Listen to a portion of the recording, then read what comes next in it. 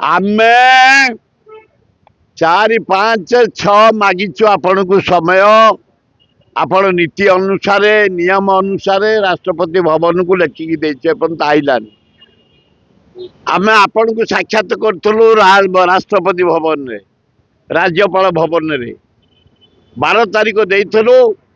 लवंगिरी पहाड़ मंदिर प्रतिष्ठा हम आपण पूर्णाहुति देबे देलेनी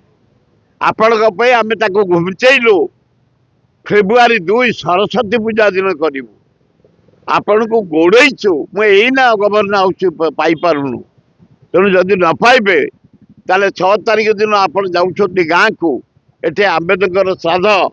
फूल देवे जीवे गाँ को आमे आगुआ जाए आपण गाँव में अपेक्षा कर